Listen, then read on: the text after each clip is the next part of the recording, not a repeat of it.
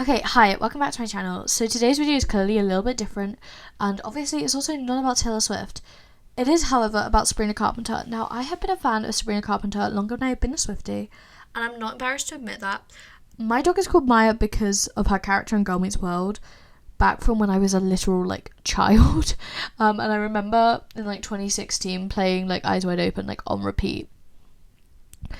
So in 2015, Sabrina actually put out her first album called Eyes Wide Open. Now, Sabrina at this time was filming Girl Meets World, and it is exactly what you would expect from a Disney Channel star in 2010s. Gotta make 'em proud. I keep my eyes wide open. Now, I personally grew up on this album. You've got to keep in mind, this album came out when I was 9, so I definitely grew up on this album.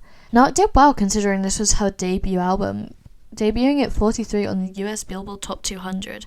And this album was the first of quite a few that she would release with Hollywood Records, which is owned by Disney and is known for a lot of Disney stars releasing their music through them. So on this album, Sabrina actually didn't write any of the music, although this would change on her next album, Evolution, which in my opinion, until we get Short and Sweet, obviously I don't know, but in my opinion, this is the best Sabrina Carpenter album at the moment. There is no topping On Purpose and Thumbs. Those songs live rent-free in my mind. Evolution was released on July 29th of 2016 and debuted at 28 on the US Billboard 200, selling 11,000 copies in the first week. It's also got a US tour that lasted 2 months, going through October to December of 2016. And Sabrina actually wrote or co-wrote all but one of the songs on this album. The one song she did not write was Thumbs. Now, the first time we hear what we now can kind of take as Sabrina's current style of music was in 2018 and 2019 when we heard Singular Act 1 and Singular Act 2.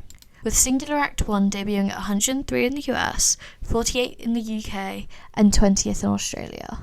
And Act 2 debuting 138th in the US, 53 in the UK, and 13th in Australia. Personally, I do think Singular Act 2 is just a better album, although they are both top tier albums. And although Sabrina originally in 2015 signed a 5-album contract, she actually ended it early, only recording 4 albums with Hollywood Records. And after releasing Singular Act 1 and Act 2, she moved over to Island Records for her 5th studio album, Emails I Can't Send. Now, personally, I am not a fan of Emails I Can't Send. I've never really been able to listen to it. But commercially, this was her most successful album, so far at least, reaching 23 on the US Billboard 200 with 18,000 units sold in the first week. This was also her first album to contain explicit language, and although being released in 2020, a lot of the music is still very popular, especially on social media. The biggest one I can think of is Nonsense, because she still to this day does the different outros when she performs it live. At the end of 2023, we saw a massive boost in Sabrina's music, specifically Emails I Can't Send.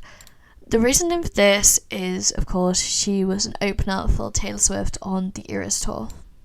I don't think people quite realise how big of a boost the openers have had on the Eras tour. I think the best way of showing this is Paramore is a massive band already, but you go onto their most streamed songs on Apple Music or Spotify at the moment, and it is all the songs from their Eras tour set. I definitely think her being on the Eras tour and Swifties kind of starting to listen to her music is one of the reasons that Espresso and Please Please Please have actually done so well. Because just after she finished her leg of the Eras tour, she went out and released her most recent singles, those being Espresso and then Please Please Please. These 2 single releases have been absolutely incredible, and seeing Sabrina suddenly reach number 1 on global charts is insane. Espresso was released on April 11th this year, debuting at number 10 on the global charts and peaking a few weeks later at number 3. Just under 2 months later, on June 6th, she released her second single this year, that of course being Please Please Please. This song debuted at number 2 on global charts, making it her biggest release yet. In the UK, however, as Please Please Please was released, Espresso was number 2 in the UK charts, with Please Please Please debuting at number 1.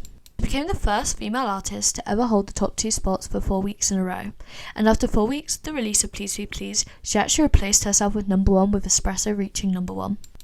3 days before the release of Please Please Please, on June 3rd, she announced her newest album, Short and Sweet, which is to be released on August 24th. So far, we know that she's worked with Jack Antonoff, who's been working with Taylor Swift since the original 1989 era. We also know that Please Please Please and Espresso, which are the first two songs we've gotten from the album, have been written or co-written by Sabrina herself.